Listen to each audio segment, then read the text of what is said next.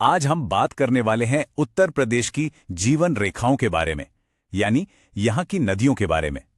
हम ये समझने की कोशिश करेंगे कि ये नदियां इस प्रदेश के भूगोल, संस्कृति और लोगों की जिंदगी को कैसे बनाती और संवारती हैं।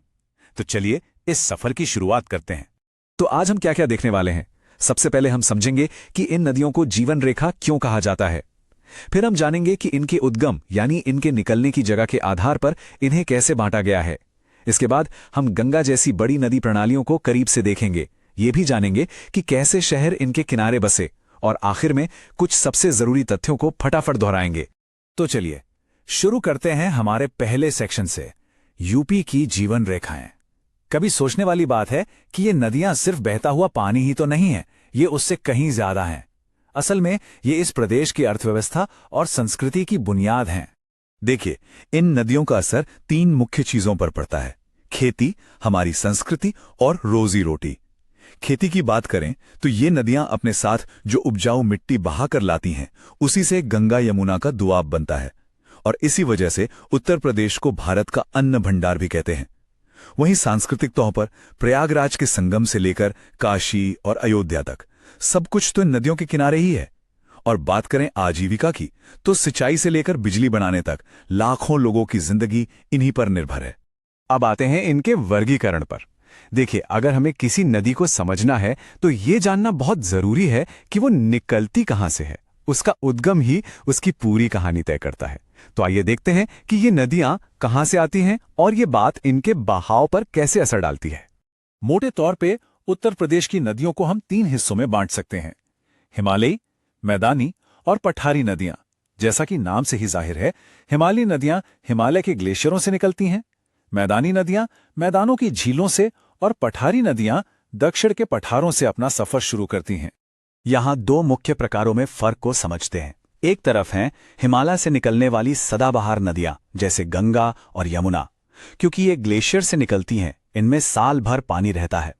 वहीं दूसरी तरफ हैं पठारी नदियां जैसे चंबल और बेतवा। ये बारिश पर निर्भर करती हैं, इसलिए गर्मियों में अक्सर इनका पानी कम हो जाता है या ये सूख भी जाती हैं। और फिर आती है तीसरी और सबसे अनोखी कैटेगरी, मैदानी नदियां। इनकी खासियत यह है कि इनका स्रोत कोई पहाड़ या ग्लेशियर नहीं, बल्कि मैदान की ही कोई झील या दलदल होता है। इसका सबसे अच्छा उदाहरण है गोमती नदी, जो पीलीभीत की फुलहर झील से निकलती है, और जाहिर है गर्मियों में इनका जल स्तर भी कम हो जाता है। अच्छा, तो अब जब हमें क्लासिफिकेशन समझ आ गया है, तो चलिए अब प्रदेश के सबसे बड़े और सबसे जरूरी नदी सिस्टम्स को थोड़ा और गहराई से जानते हैं। ये वो विशाल तंत्र हैं जो पूरे उत्तर प्रदेश को एक पहचान देते हैं। इस नक्शे को देखिए। पूरा उत्तर प्रदेश आप कह सकते हैं 4 मुख्य नदी तंत्रों या बेसिन में बटा हुआ है। ये जो सबसे बड़ा नीला हिस्सा देख रहे हैं ना, ये गंगा बेसिन है, जो प्रदेश के लगभग 2/3 हिस्से को कवर करता है। इसके अलावा लाल रंग में बेतवा बेसिन, हरे में सोन बेसिन और हल्के नीले रंग में गोमती बेसिन को देख सकते हैं। तो सबसे पहले बात करते हैं प्रदेश की मुख्य धमनी यानी गंगा नदी तंत्र की। इसका सफर गंगोत्री ग्लेशियर से शुरू होता है। ये बिजनौर जिले से उत्तर प्रदेश में दाखिल होती है और बलिया से होते हुए बिहार में चली जाती है। अपने इस लंबे सफर में बाईं ओर से रामगंगा और गोमती जैसी नदियां और दाईं ओर से यमुना और सोन जैसी बड़ी नदियां आके इसमें मिल जाती हैं। और ये नंबर ये दिखाता है कि गंगा कितनी विशाल है। सोचिए, करीब करीब 1450 किलोमीटर। ये उत्तर प्रदेश के अंदर किसी भी नदी द्वारा तय की गई सबसे लंबी दूरी है। अब गंगा की बात हो और यमुना का जिक्र न हो, ऐसा तो हो ही नहीं सकता। ये गंगा की सबसे लंबी सहायक नदी है। इसका उद्गम यमुनोत्री ग्लेशियर से होता है और यह सहारनपुर के पास से यूपी में प्रवेश करती है। दक्षिण से आकर इसमें मिलने वाली चंबल, बेतवा और केन जैसी नदियां इसे और भी विशाल बना देती हैं। लेकिन यमुना सिर्फ एक सहायक नदी नहीं है। इसका असली महत्व वो हमें प्रयागराज में देखने को मिलता है, जहां ये गंगा और अदृश्य सरस्वती के साथ मिलकर पवित्र त्रिवेणी संगम बनाती है। ये दुनिया भर के हिंदुओं के लिए एक महापर्व की जगह है। अब आगे बढ़ते हैं घाघरा नदी तंत्र की तरफ, जिसे अयोध्या में हम सब सरयू के नाम से जानते हैं। ये तिब्बत के पठार से निकलती है और आखिर में बिहार में गंगा में मिल जाती है। इसकी एक जरूरी सहायक नदी है राप्ती, जिसे एक जमाने में अपनी विनाशकारी बाढ़ों की वजह से गोरखपुर का शोक भी कहा जाता था। ये चार्ट इन नदियों के आकार को समझने में हमारी मदद करता है। देखिए, साफ पता चल रहा है कि लगभग 2525 किलोमीटर के साथ गंगा सबसे लंबी है। उसके बाद यमुना है करीब 1376 किलोमीटर और फिर घाघरा 1080 किलोमीटर। ये आंकड़े इन हिमालयी नदियों की विशालता को दिखाते हैं। अब तक हमने नदियों की बात की, चलिए अब थोड़ा नजर डालते हैं कि इन नदियों का हम इंसानों पर क्या असर पड़ा है।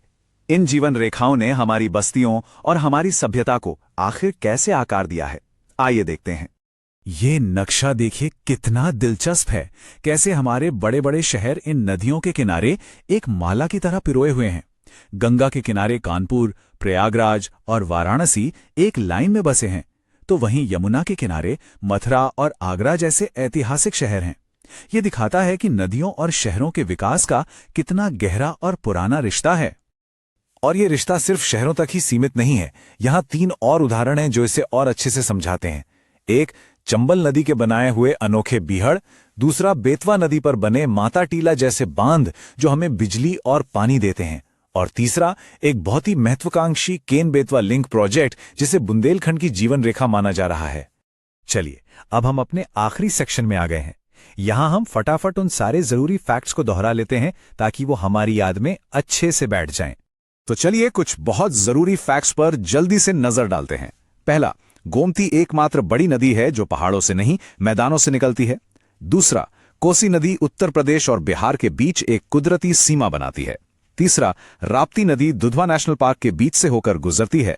चौथा, गंगा बिजनौर से प्रदेश में आती है और बलिया से बाहर निकलती है। पांचवा, बेतवा विंध्य पहाड़ों से निकलकर यमुना में मिलती है। और छठा, हिंडन नदी गाजियाबाद और नोएडा के पास यमुना में मिलती है। और इन सब में से ये 3 तथ्य तो सबसे अनोखे और जरूरी हैं। एक बार फिर से देख लेते हैं। गोमती का मैदानी उद्गम, कोसी नदी का 2 राज्यों के बीच सीमा बनाना और राप्ती का दुधवा नेशनल पार्क से गुजरना। तो ये सब जानने के बाद एक बड़ा सवाल हमारे सामने आता है। इन नदियों ने हमारे अतीत को तो बनाया है, पर हमारे आने वाले कल के लिए यानी हमारे भविष्य के लिए इनकी विरासत क्या होगी? और जवाब इस खूबसूरत सोच में छिपा है। उत्तर प्रदेश की ये नदियां महज पानी का एक जरिया नहीं है, बल्कि ये इस प्रदेश के इतिहास, इसके आज और इसके भविष्य को अपने साथ बहा कर ले जाने वाली धाराएं हैं। ये हमारी संस्कृति, अर्थव्यवस्था और जिंदगी को हमेशा सींचती रहती हैं। और आखिर में ये समझना जरूरी है कि इन जीवन रेखाओं का भविष्य हमारे ही हाथों में है। नमामि गंगे जैसे सरकारी प्रयासों और हम सबकी मिलीजुली जिम्मेदारी से ही ये तय होगा कि ये नदियां आने वाली पीढ़ियों के लिए भी इसी तरह बहती रहें। हमारे साथ